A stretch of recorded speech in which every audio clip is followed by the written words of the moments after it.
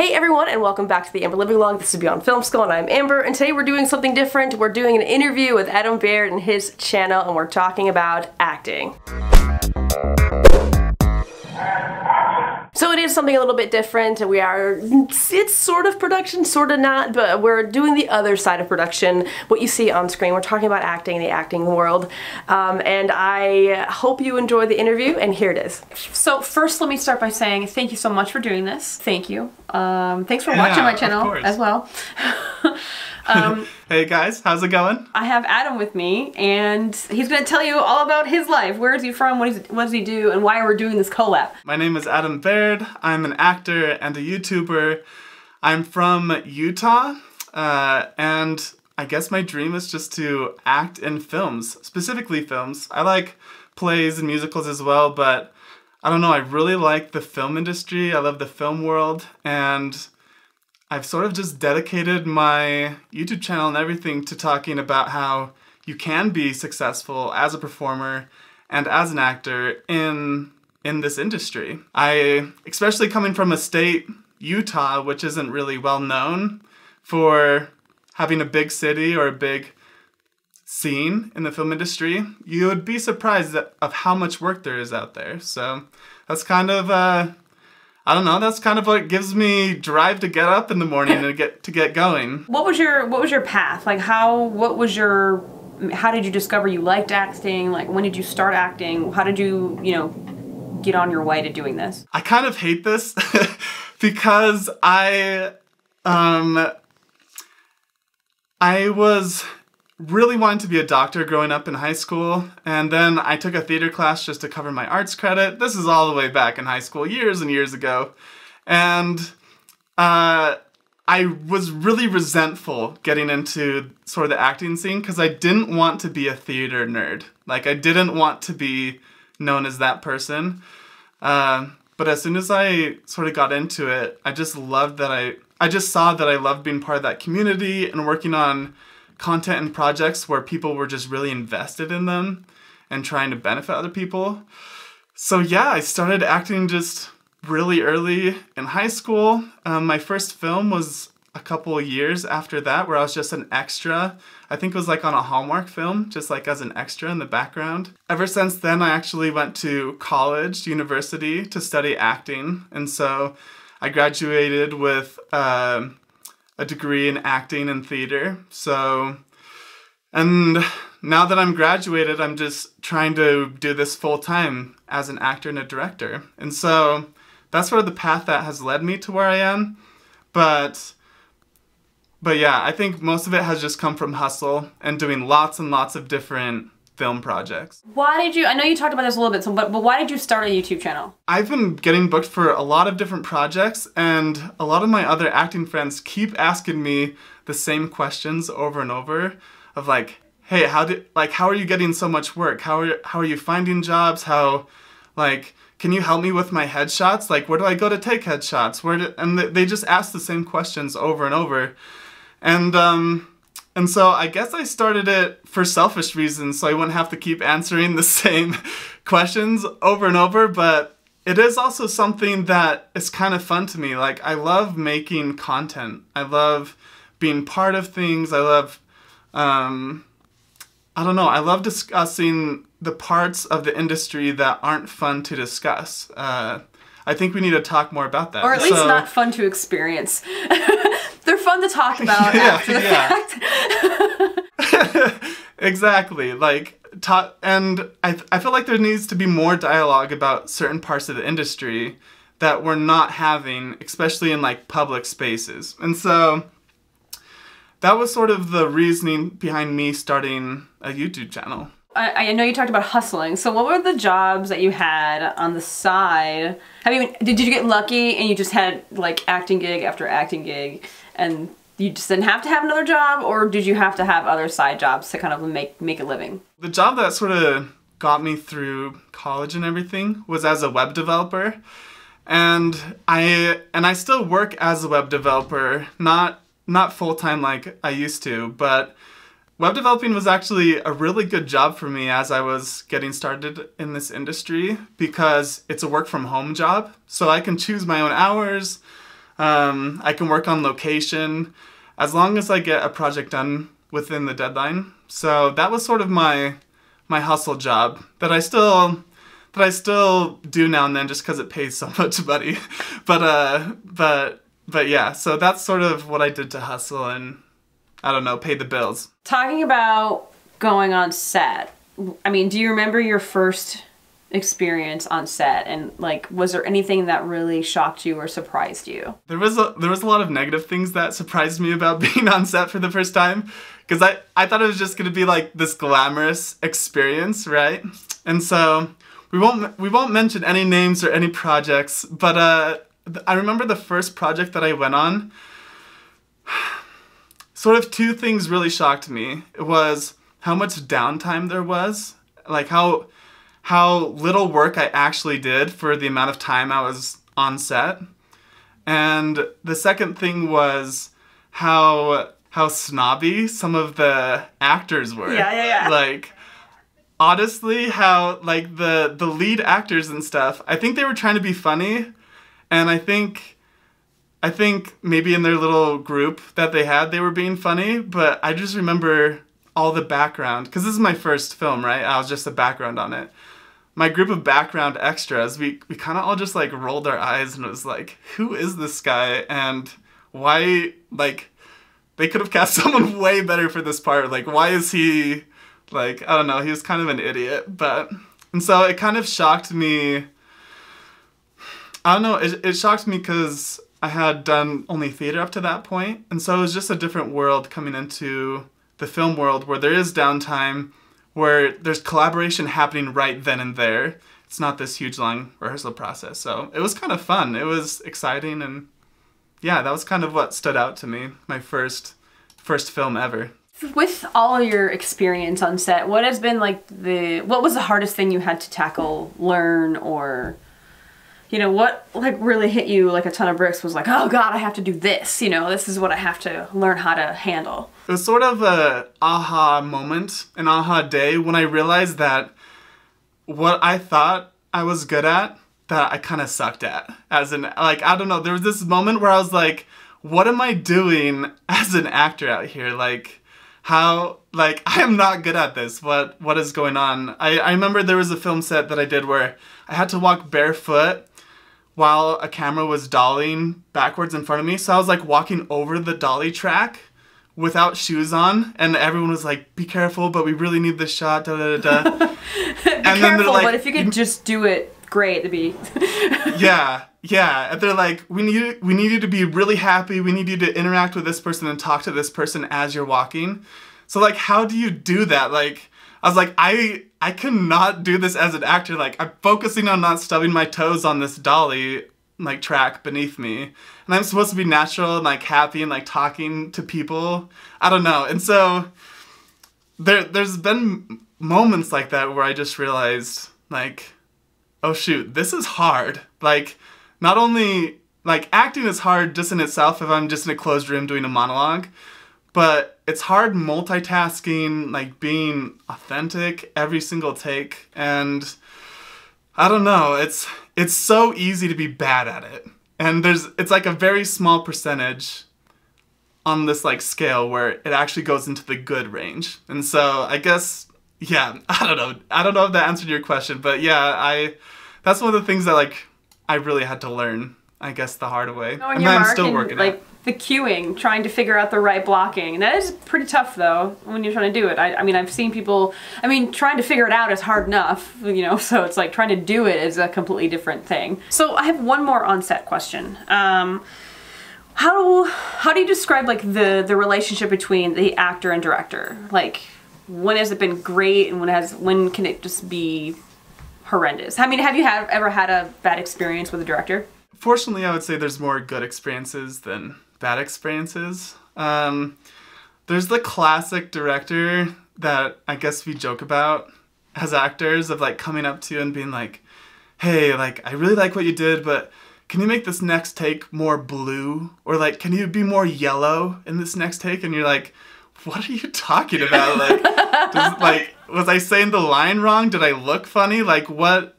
Is that, like, an emotion you want me to just, like, emote off myself? Like, And so there's directors that are just like so vague.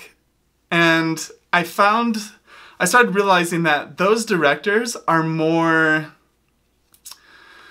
they don't know as much about the acting and sort of the language to use when talking to actors. And what they're really thinking about is like the feeling of this frame. And they're looking at the frame, and instead of thinking about like what the actor has to think or go through in order to give off that feeling, they just know that, oh, hey, this frame needs to look sadder. So I'm going to tell my DP, hey, we need a different angle. It needs to be more depressing. I'm going to tell my actor, I need you to be sadder. I need you to be more blue, you know? Yeah. So flip side of that is, you know, when it wasn't like really, really great when you just really gel with the director. Right off the bat, I know me and you have talked about in the past of how actors can sort of be divas sometimes. I just want to touch on that again because I think that actors in a way kind of have to be divas in a little way. They have to be self-absorbed enough to be in front of a camera, you know? And like if they are like they need to be self-absorbed enough that they can feel confident and relaxed in front of a camera. Now, obviously, there's extremes to that, and you can still feel confident and relaxed, even if you're not a diva. It's just with experience. But I think one of the things that I like most about an actor is the director telling me the truth after each take. Instead of saying, I know it can be hard because everyone's working like crazy and everyone's minds are thinking about a million different things. But as an actor, a lot of us are very, insecure, I guess. Like, we need to be told, like, hey, I really like that take you just did. Do it exactly how you just did it. Or like, I liked everything except for this one line, or this one word. Or you kept looking like, you kept cutting yourself off from the camera. So I would say that the directors that I really most appreciate are the ones that, I guess between every take, just give me some sort of verbal confirmation either for the positive or the negative of what I just did. Instead of just saying, hey, let's do it again. Because then that makes me think, oh, we're doing it again because it wasn't good? Like, what did I do wrong? Or did they really like it? That's why they want to do it again? Like, I have no idea what to change. So that's what I like most, is when directors come up and they're like, tell you exactly, like something specific. Hey, we're doing it again because we really liked what you did. Or hey, can you just show us something else, something different? So I guess communication is the big thing that I've really appreciated about some directors. This happened on set. I've seen where an actor will almost like yearn for that moment where they're like, just tell me what you thought of that take, for God, you know, and a director won't. They won't tell them. They won't tell them whether they liked it or not. And I'm just like, just tell them that this is what you liked, this is what you didn't like. Like, I've seen this struggle happen on set many times with the director and actors, and I'm like, just tell them that you didn't like it. Let's try something different. But they're just too polite and they won't do it, which in turn doesn't make the actor feel good, and it's just a mess usually when they aren't free with their, you know, opinion of what just happened. Right. And like a really good way to get around that is just to like tell it how it is. And so rephrase back to the actor what happened in that last scene. For example, like, hey, you were walking down and you said the line just how you wanted to, but your head was like this the whole time. And we need you to be more relaxed and looking directly at the character. And so if you like lay it back out to them like, hey, this is what happened, and I think it would be a little bit better if you tried doing it this way. And I think directors are worried about hurting actors' feelings, or like getting them like actors in their head. They're like, oh no, am I pleasing the director? But if the director's just like really polite and being like, hey, this is what you did and it was good, but we just need you to tweak it this way. So I think that's a good way to get sort of that communication. So we'll get to, you know, I guess like your meat and potatoes of your channel, like what's some advice that you can give someone that wants to start out and be an actor? The first bit of advice is that you kind of just have to get started. You don't need to take classes, you don't need fancy headshots, you don't need camera equipment or gear. You just need to jump in and get started. There's so many free resources to find auditions as well, and there are paid resources as well. But for example, if you pay $100 a year for a resource to find jobs, you're gonna earn at least that much every job that you do. And so you kind of just have to jump in and invest a little bit of your time into it, even though it does take a lot of your time. Film days are 10 to 12 hours. Or you're gonna have to drive 2 hours to location to be there, and it's gonna cost you money and gas. And I would say the biggest bit of advice to get started is just get started. Like, stop worrying about in your head if you're good enough, or if you have the right look, or the right equipment. Just get on set and get going, because you're gonna learn as you go, and you're gonna do so much better that way than if you just watch YouTube videos. Yeah. As much as it, I shouldn't say that because I'm a YouTuber, right? Like, but like, it eventually has to get to the point where you stop watching videos about it on my channel or whatever channel, and you just go out and start doing it. So I don't know. I would say that's sort of the meat and potatoes in getting started, is just get started. Like, I have videos on like how to find jobs and how to find work. And there's like logistics that are nice to know, like different terms on set. But those are all things that you can learn as you go. You don't need to know those things. You don't need to go to school in order to start acting. So what keeps you going? What are some of your inspirations? Like what inspires you? For me, there's been so many times in my life when I've had questions, or whether I'm like struggling with something, and I watch films or videos and they answer those questions, or they're like nostalgic to me, or they help me get through a tough time. They teach me something. They shed light on a subject that I didn't know about. I call them like aha moments, or like these magical moments where it just hits you. You're like, wow, I want to do that for other people. Like, I want to be part of creating work like that. That's something that I'm like really interested in. And so I'd say that's the why. I mean, my dream is to be like in Star Wars. As like, I just want to be a Jedi. Like, that's like my shallow dream. But really, like, it goes deeper than that. Like, I want to make work that really impacts people's lives in a good way. And so that's sort of what drives me in the morning. That's what keeps me going. I've loved this. I've picked your brain. We've got on the other side, like the yin yang, acting and then production. So thanks for doing this interview. And so your stuff, your channel, you know, you have a monthly giveaway, which is, I think is awesome. I don't even do a giveaway on my channel. I think I probably should come up with something. Okay, so everyone check out Adam's channel if you're inspired and you want acting tips and you're like, I don't want to be in production anymore and I want to be an actor. But I mean, let's be honest, you can always do both. You can do whatever you want.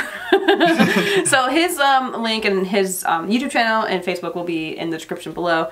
So please check him out. So that was the interview with Adam. I hope that some of you guys enjoyed or got tips or learned something about the acting world. And I know my channel is all about production, but you know, that's the other side. We cannot have production without the actors, right? So to check out my interview that he interviewed me on his channel, that link is going to be below. Please check out his channel if you are an aspiring actor, or maybe you want to get into the actor's mindset. Maybe you're a director or producer and you want to know how they think, feel, or how they do their thing. Please visit his channel. He's got some really good stuff on there, so I definitely visit his channel. Alright, so what's happening with Beyond Film School? Oh my goodness, what is going on with Beyond Film School? There's a lot going on. I just finished my second class, my set PA training. It was March 10th, and it was such a great class, and I couldn't have asked for a better group. They were so fun. I watched them grow within 8 hours. It was amazing. I just saw their confidence and just them getting comfortable with each other, getting comfortable with me, and learning all these things. I just thought it was amazing. So I just want to thank all my trainees that took my class, and there are pictures on my Facebook page. I put a few on my Instagram. And yeah, so if you want to hit me up, see what I'm up to, Instagram, Facebook, all that jazz, visit my website, beyondfilmschool.com. I have new networking events there, resume tips. I am announcing my new PA class. It is going to be August 18th for the summertime, so you have time. If you want to register, you have time to register for the PA class. And I have kind of changed my mentorship procedure. I am doing it on a rolling basis. You, as a mentee, are going to get the PA training as an addition. It is included in your mentorship, but I'm making it a more flexible throughout the year. If you want to apply to be a mentee, you can do that anytime. So visit those pages on my website as well. And also I have some thank yous. Thank you, Adam, for letting me interview you and interviewing me. I really think it was a really fun, adventure that we got to interview each other, and all the things that went wrong. YouTube collabs are not easy, let me tell you. So another thank you goes out to Lou Brown from the UK. She gave me $10 for a coffee. She bought me 2 coffees, actually. She didn't think that the $10 she gave me was going to be enough for a New York City coffee, but it is in fact enough, so thank you, Lou Brown. And her message was hilarious. It really made me laugh. So I don't want to put it up just in case she's not comfortable with it, but I just want to say thank you. And if you want to thank me in any way, I do have a link, PayPal me on my channel. It is below as well. If you, I don't know, just some people wanted me to give them a way for them to thank me in a financial way, so I just put a PayPal me up. So if you are so inclined to want to keep me caffeinated while I make videos, that is what it's there for. So if you have any questions, comments, concerns, I always welcome your emails, your comments, anything you want to ask me. I'm here to help, and I really do try to help. I get some difficult questions sometimes, so I'm always stumped. Some people want me to figure out, you know, a lot of things for them, and, you know, what I will say is that if you have questions about your life, I can't tell you what you should do with your life. So I just want to say, I'm here for guidance, but I can't tell you what exactly to do with your life. And I'm getting a lot of questions about what people should do with their life and what career path they should take. So I just want to kind of steer clear of those types of questions because I don't want to steer you in the wrong direction. So I just want to put that out there. I can only do so much. You know, there's a lot of things you got to do, some soul searching, man. You got to look inside yourself to figure out what you want to do in the film industry. But I always welcome any emails or, you know, any question. If you enjoyed the interview with Adam, let me know. I am open to doing more interviews. I would love to do them, YouTube collabs. I think I have another one in the works. So yeah, if you want to collaborate with me, I'm happy to do it. I love working with other YouTubers, and yeah, let's see what happens. So that is it for now. I shall see you guys next time. I have no idea what else to add other than, yeah, check things out, and I shall see you guys next time.